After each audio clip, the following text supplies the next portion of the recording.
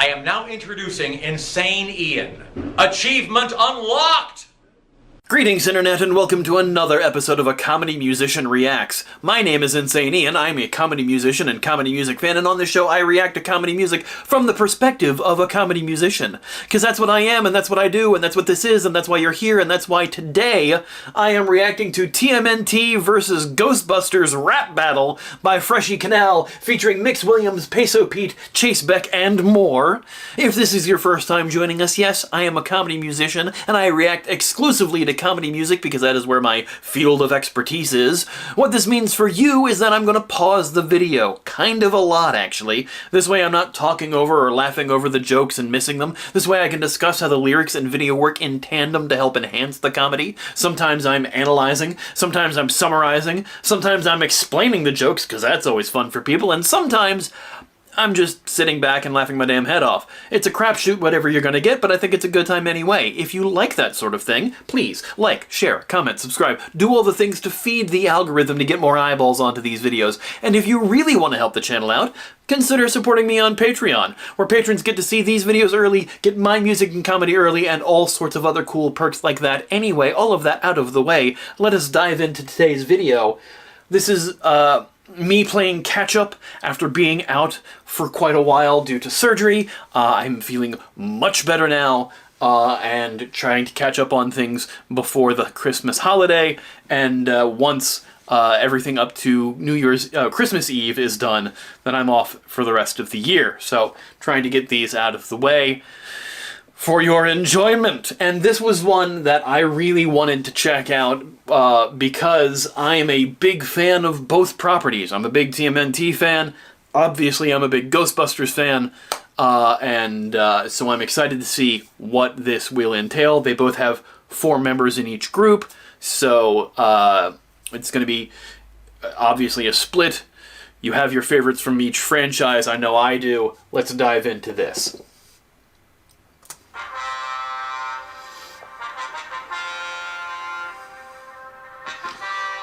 Brief flashing light warning. That's right, this year is the 40th anniversary of both TMNT and Ghostbusters. I know it was the Ghostbusters 40th anniversary, but if you go back to the original Mirage comic books, they came out in '84. The cartoon was '86. So yeah, it is quite a anniversary this year. I did a 40th anniversary update of my Ghostbusters song, Bustin' Makes Me Feel Good, but I haven't recorded it. I should have. I didn't have time this year to record a lot of songs, unfortunately. I performed it back in March at MarsCon, and then I just never got around to recording it, unfortunately. I kept putting it off for certain things, and now we're at the end of the year. Whoops, I'm dumb. Whatever.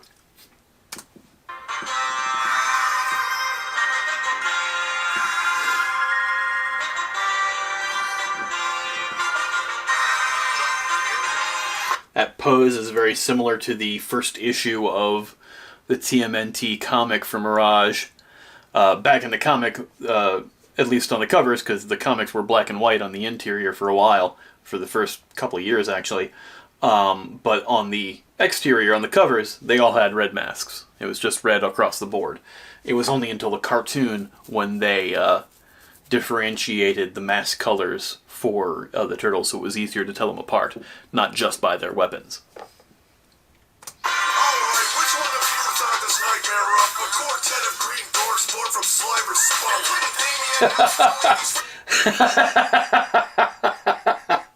Alright, right off the bat, we've got somebody doing a fairly decent Bill Murray-esque impression. It's not quite an impression, but it's like kind of getting his vocal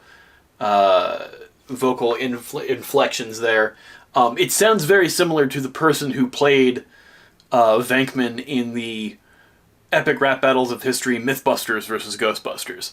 The vocal styling sounds a lot the same. And these green dorks made from Slimer's spunk. We've gotten colorful already. Hooray! But yes. Venkman starting off, of course, we've got Egon on the far end, Ray, Venkman, and Winston Zeddemore, and of course the Turtles, Leonardo, Donatello, Raphael, Michelangelo. Ah.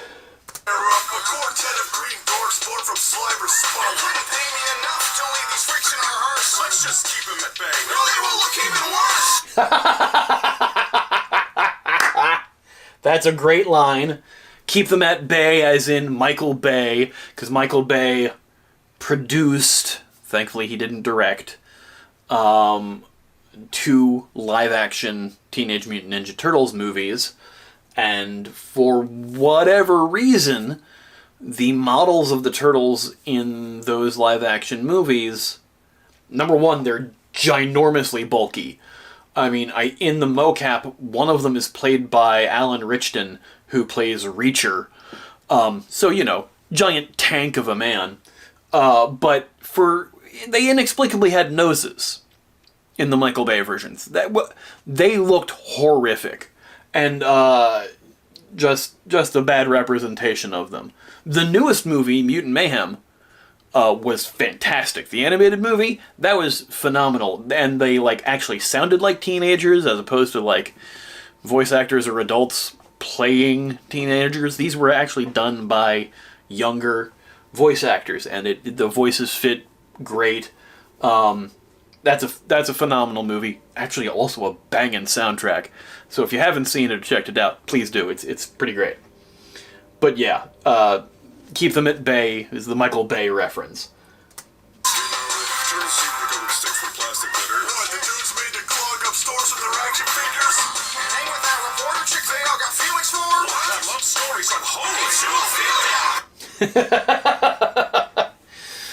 Okay, that's a very interesting play on words there. Some people can say bestiality is zoophilia, Z-O-O, as in, animals in a zoo. Zool, of course, is one of the terror dogs from the first Ghostbusters movie, and also one of the later Ghostbusters movies, too. If you haven't seen Afterlife, spoiler alert, I suppose. The movie's a couple of years old now. But, yeah, Zool is one of the terror dogs. It's Zool and Vince Clortho are the 2 terror dogs. They are minions of Gozer, the Destructor. Yeah, I'm not a Ghostbusters nerd at all. Yeah.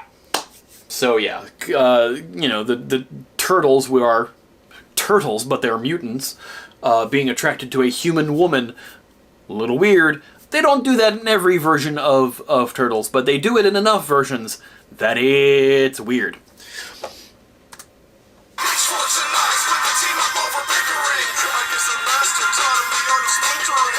Yeah, of course, because Splinter is their master. It's the rat who taught them to be ninja.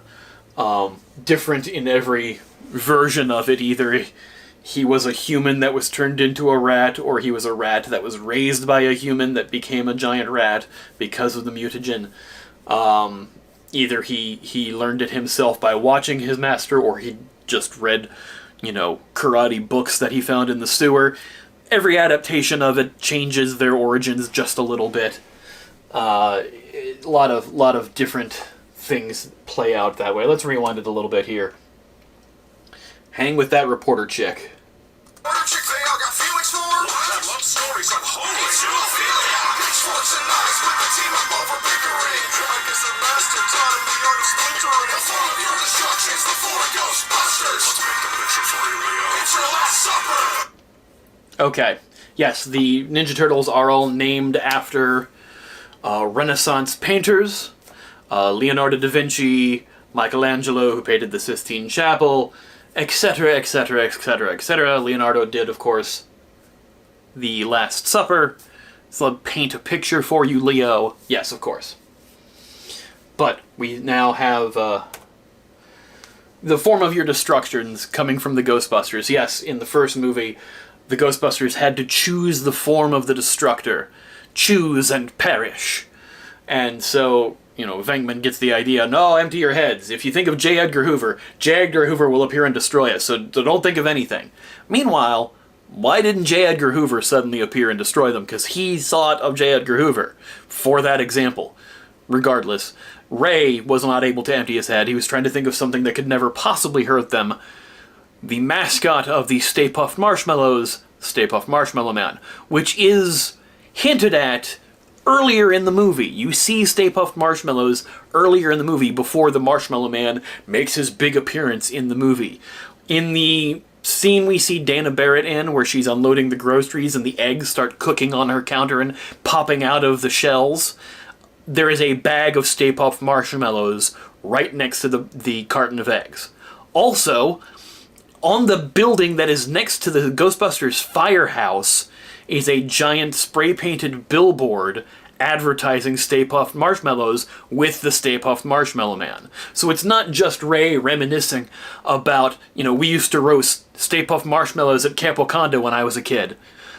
Yes, true, but also we've had hints of Stay Puft throughout the movie, and now, of course, we've had them as their mini-version mascots, the Mini Puffs, throughout the new franchise with Afterlife and Frozen Empire.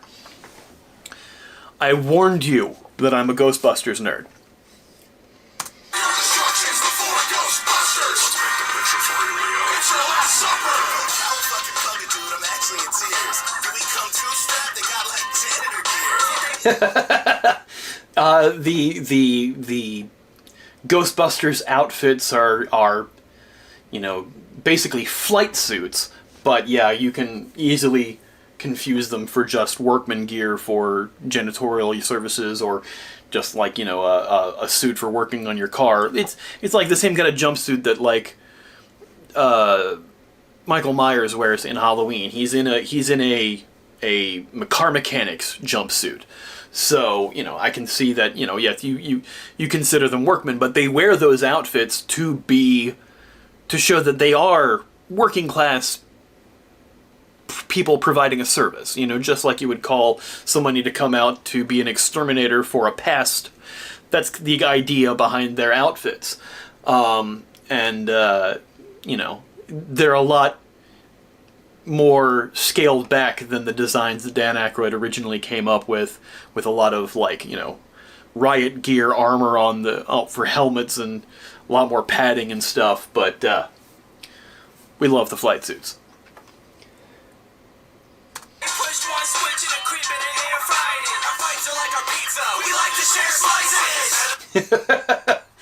slices. Of course, the pizza reference, which I don't think the pizza reference was a thing until the cartoon either. I don't think, because I remember being a kid in 86 and being so enraptured with the TMNT cartoon, and of course the real Ghostbusters cartoon as well, and because both came out in the same year, and me going to a comic shop and trying to find the Turtles comics, because I heard it was based on a comic book, and finding these black and white ultra-violent comics, which were so drastically different from what we had seen the cartoon to be, because the cartoon is bright and colorful. It had color. I mean, the comic was black and white.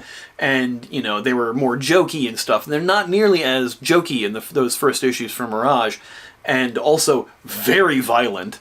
Shredder, the antagonist for the entire series, the original series at least, that came out in 86, gets dispatched at the end of issue 1 or 2 of the comic, comes back in another issue, a couple issues later, issue 10 or something like that, but is not the villain throughout the entire series for the first comics. And also, their obsession with pizza, it doesn't seem to be as prevalent in the comics, if I remember. I don't remember it being a thing in the comics at all. But yes, anyway. Baxter Stockman's not a fly for quite some time, if at all, and I think him getting turned into a fly was from the cartoon that later on got adapted into the comics. Adaptations, man. They're weird. I love them. I love talking about adaptations of comics and games and stuff. I might start a new channel that does that in the new year. Maybe. Moving on.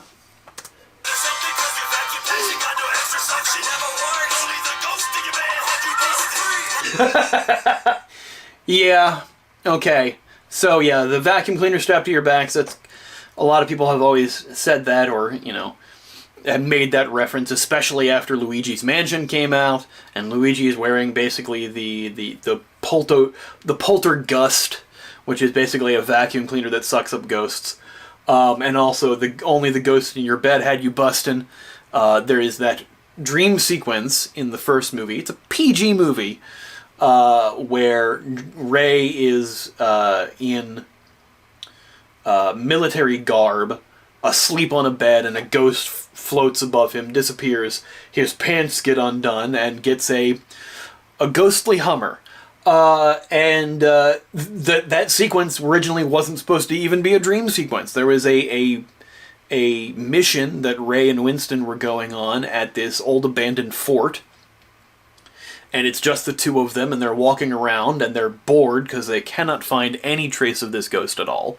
And so Ray starts trying on the outfits that are in the fort, and falls asleep and gets woken up by this ghost there, and has this actually happen to him, not in a dream sequence, has this amazing night.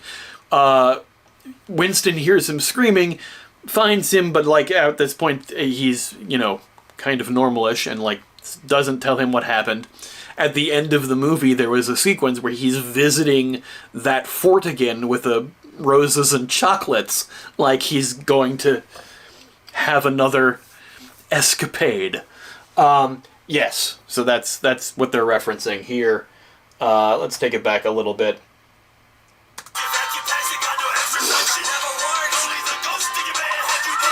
Obviously, more extra suction had you bustin'.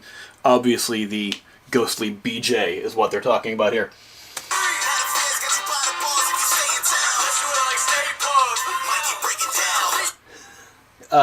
Yes, the feds. The EPA is after the Ghostbusters for their actions, and as much as we hate Walter Peck, or as Ray refers to him as Dickless in the film version, or Wee Willie Winky in the TV version, which is always hilarious to me. Walter Peck, the EPA agent from the Environmental Protection Agency, is trying to find out to make sure that everything that the Ghostbusters are doing are falling under actual protective acts. They're not, like, exposing people to gases or noxious chemicals or anything. But is a dick about going about it. But also, their dick's back to him. You realize as you grow older, Walter Peck isn't a total villain. He's just an asshole who's trying to do his job. They're also assholes who are trying to do their job. It's the most working class movie of the American dream of the 80s. That said, William Atherton, who plays Walter Peck, plays that same kind of dickless role in so many movies. He's the horrible reporter in Die Hard, and he gets on Val Kilmer's case, I think, in not Top Secret. What's the Real Genius? And yeah, so he plays that kind of villain in the 80s. But let's take it back a little bit to before Mikey breaks it down.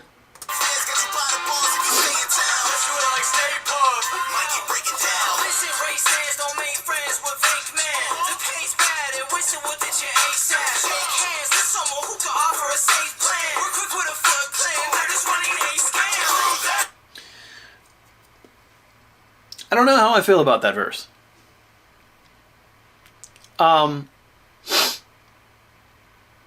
guess that's kind of referencing how the Ghostbusters, by the period of Afterlife, had all broken up. They all went off to do their own thing.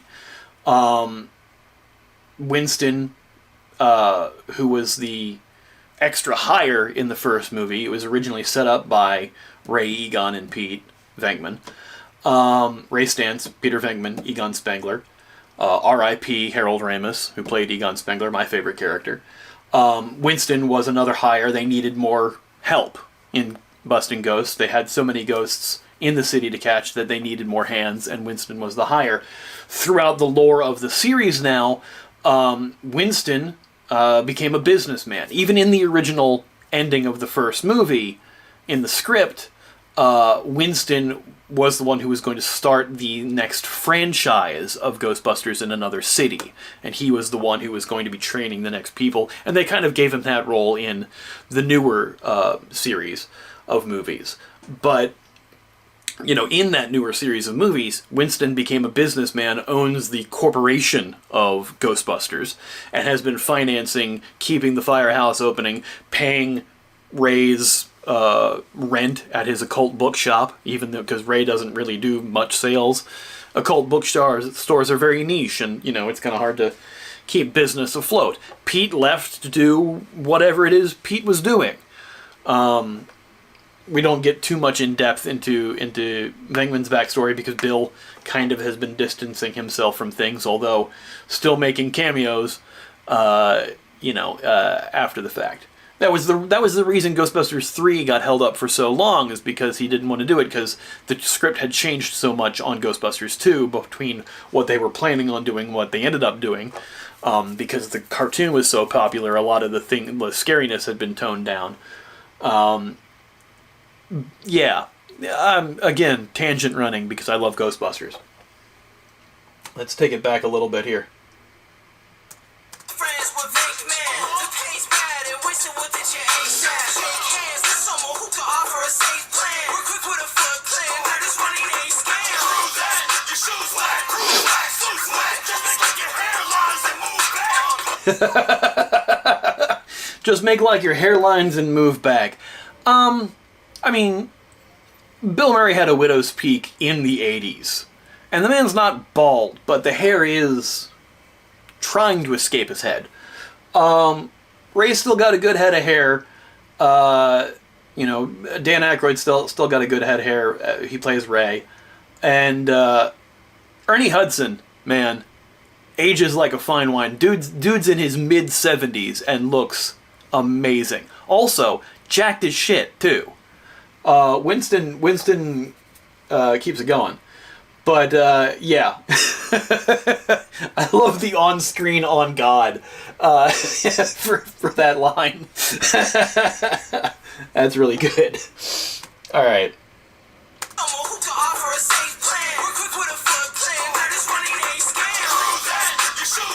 And they're just running a scam also kind of applies to what Walter Peck was saying about them, because they're clearly using nerve gases to make people think they're seeing ghosts. That explosion downtown, they made that to make it look like they're really being everything they're doing is a scam. I hate them. Obviously, there was bullshit. People were actually seeing ghosts, but.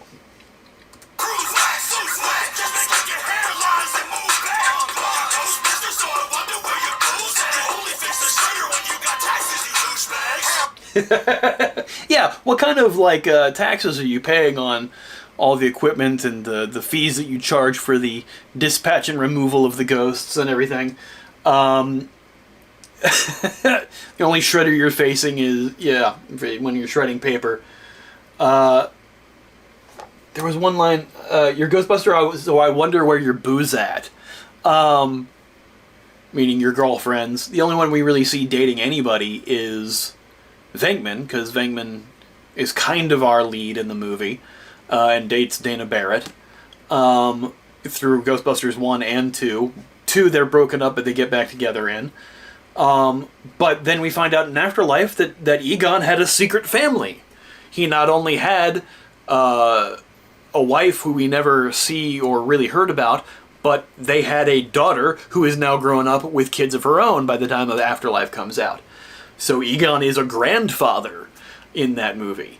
And not to give any spoilers as to what happens in that movie. But yes, although I did kind of give a spoiler about the family, but it's established pretty early on. But yeah, there's and also the movie's older now. You should have seen it by now.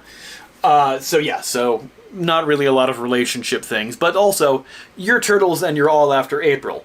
Or at least one of you, different one each time in different adaptations. You ever forget to pay your mouth bill? Just, verbal farting. All of it.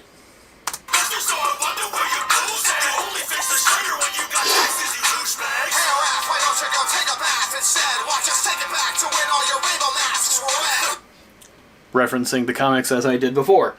Again, also, the vocals sound a lot like the guy who did it in the ERB version. You wanna talk about society with your double T? Read the science, kid. Okay. That is a deep cut reference to the live action, the first live action Turtles movie from the 90s, 1990 or 91, I think it was. No, it was 1990, because it came out the year after Batman. And in the 1990 movie, they're wearing, it's guys in giant rubber suits. And there's this one moment, which you really don't see until you're seeing it on home video and are able to pause it. Donatello is laughing, and his mouth opens up, and you see the actor who's inside the suit, his mouth is open laughing, so you see his teeth. So you see a mouth and teeth inside Donatello's mouth and teeth. And it's horrific to fucking see it, but that is what they're referencing here. Ah. Rainbow masks were wet. You wanna talk about society with your double T? Read the science, kid. You barely got across the street without being called a freak. Forget pizza, you want a piece? Forget pizza, you want a piece. Like, well, you want a piece of me, or you want a piece of this, or a piece meaning gun. Yeah. Also, yeah, the Turtles always had to wear disguises. In the comics, they all wore the trench coats. Raphael the most.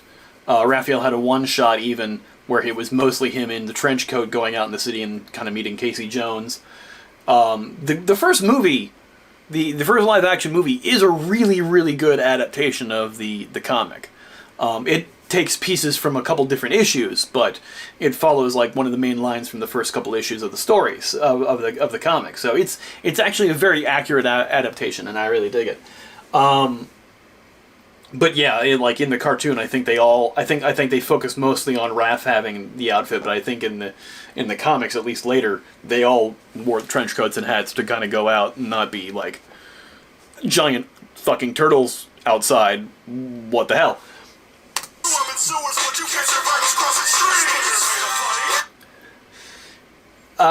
Grew up in the sewers, but you can't survive us crossing streams.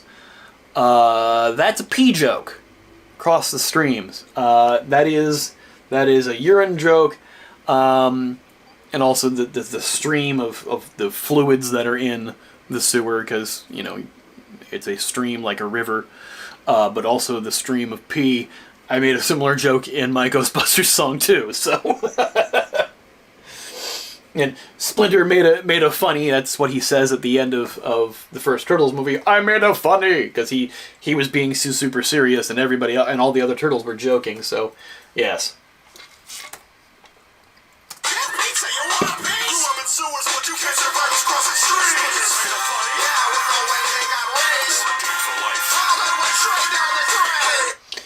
Quarantined for life.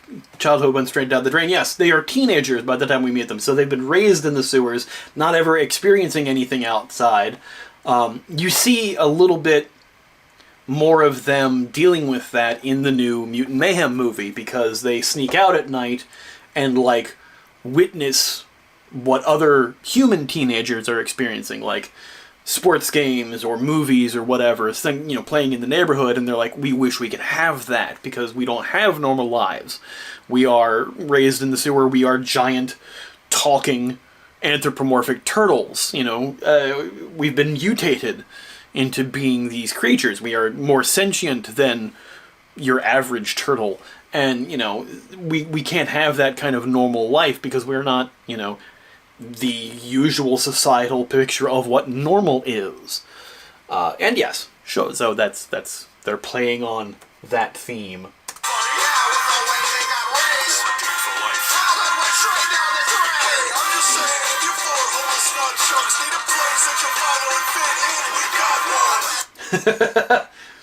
Snot chunks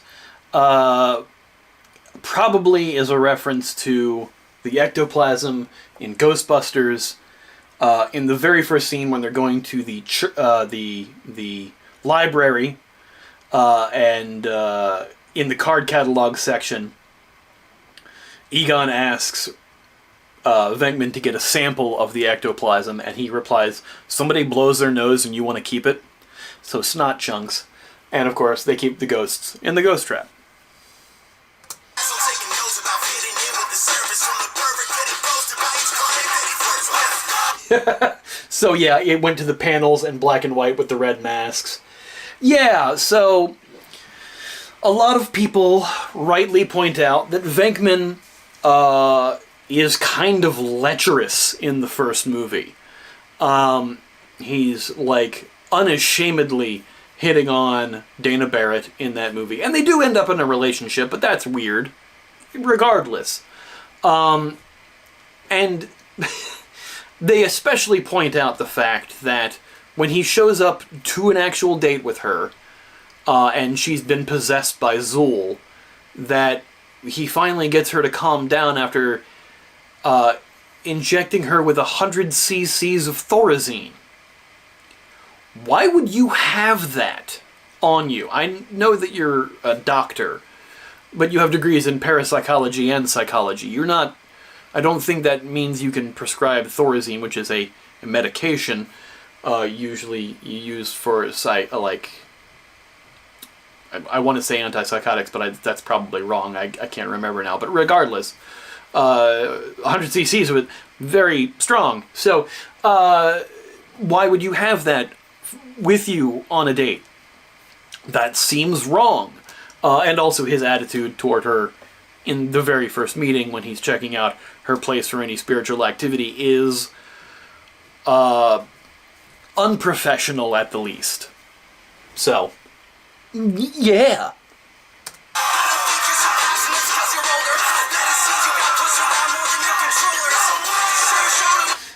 Got pushed around more than your controllers. Yeah, there have been more Turtles video games than there have been Ghostbusters video games. Although the Turtles video game, especially the first one, is notoriously hard. It was one of the I mean, I'm not trying to brag, but I have beaten the first game.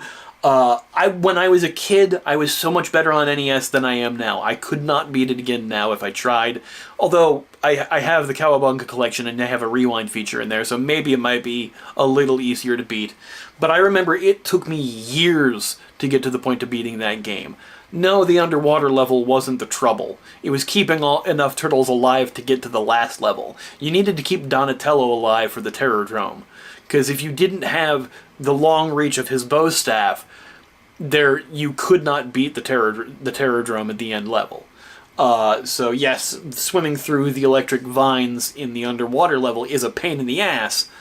That is where you lose most of the turtles. And they had permadeath in that game. You lost a turtle, that turtle was gone for the rest of the game. So, for an NES title, that's hardcore. The Ghostbusters NES game was the same game that was on Commodore 64 or Atari. It was ported to so many things. I think it was there was a DOS version of it too, and it's just, a downgraded version of that because it's just the same game that's been ported to different systems, and different systems handle it differently. So it wasn't as high tech, and they had plenty of Turtles games because of the cartoon. And weirdly, any real Ghostbusters video game that we'd had wasn't really a real Ghostbusters game. There was a real Ghostbusters Game Boy game that was actually a port of a different game just reskinned as real Ghostbusters. So we didn't have really many Ghostbusters games until recently. And when Ghostbusters the video game came out in 2009 for PlayStation 3 and Xbox 360, that was an amazing game because it was written by Harold Ramis and Dan Aykroyd, who wrote the first two Ghostbusters movies. It was essentially Ghostbusters 3, although it's technically not canon now after the new movies. And you included all the actors from the movies reprising their roles. William Atherton's back there as Peck. All four Ghostbusters are in it. I think Brian Doyle Murray, who is Bill Murray's brother, plays the mayor. He plays a different role in Ghostbusters 2. And Dana Barrett, Sigourney Weaver, does not reappear in that movie Instead, her role going to a different character, but that character is played by Alyssa Milano. I almost said Alicia Silverstone. That's not right. Alyssa Milano.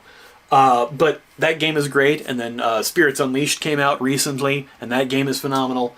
That's like an isometric. It's like a Dead by Daylight game, except one person is playing as a ghost, and the other 4 people are playing as Busters. So that's really awesome. It's one of those isometric games. Turtles have had hundreds of games at this point. There's been so many Turtles games, so much so that they released a Cowabunga collection that collects all the first early games onto a disc, and then Shredder's Revenge just came out recently that kind of returns to the old school style of the TMNT arcade game from Konami, and it's kind of a throwback in that sense, but also plays really well, and frickin' Mega Ran does a song on the soundtrack. Yeah, great stuff.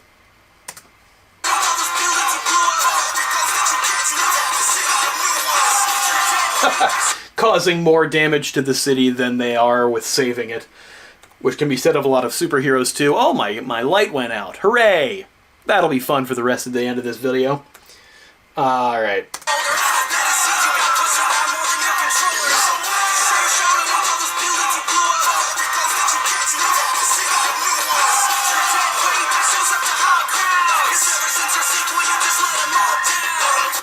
That's alright. I know a lot of people hate Ghostbusters too.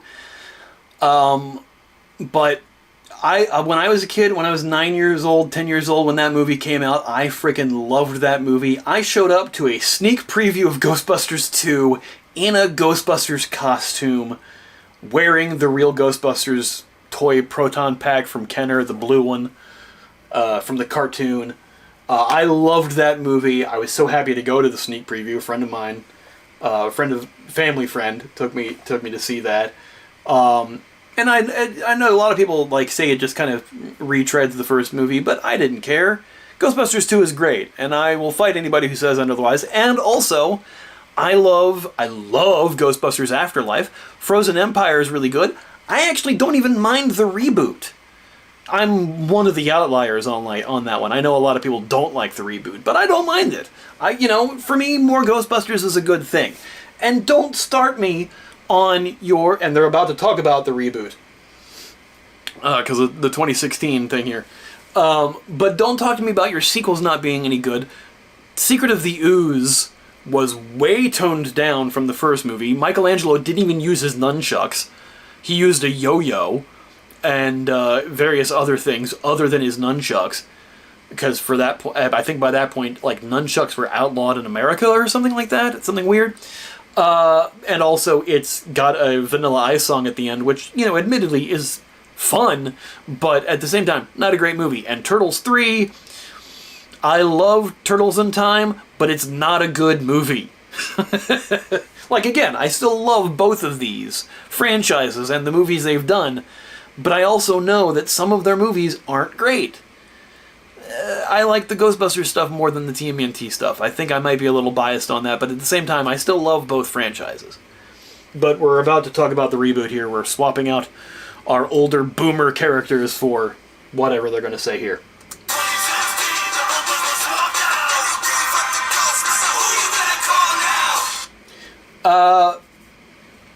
Alright, that's a good line to end on. But they're back, and we know who we're going to call now. The legacy characters of the grandkids and technically kid of Egon Spengler, who are running the Ghostbusters now, and there's a whole Ghostbusting research team that we've seen in Frozen Empire, and the OG Ghostbusters are helping train them and teach them. Winston runs the organization. Ray is the occult guy that they look for information that they can't find from Tobin's Spirit Guide or what have you. This was a good battle. This was a really good battle. I feel biased in that I liked the Ghostbusters more. I liked their jabs more. I do think that the Turtles made some good references to some things though. They did kick their ass physically in the end of the video. I like the animation style in this too. some sort of like pre-rendered, not quite CG, but pre-rendered backgrounds, and then like the more, they look kind of like paper doll cutouts of the characters, with some minimal animations, but still really good, crisp animations. I like the dark outlines on the characters. It kind of kept it to that kind of comic book feel for the Turtles, but it transferred also to the Busters. I dig it. This was a really good battle. Let's see who played who. Swizky as Peter Venkman, Commander Jacob as Egon Spengler, Eric the Audible as Ray Stantz, Chase Beck as Winston Zeddemore. And I guess those are Patreon people down at the bottom there. Yeah, thank you to our patrons and stay tuned. We had Mix Williams as Leonardo, Kevin Crust as Donatello, Peso Pete as Raphael. I liked Raphael. And Politices as Michelangelo. Is that how you pronounce that? Politices?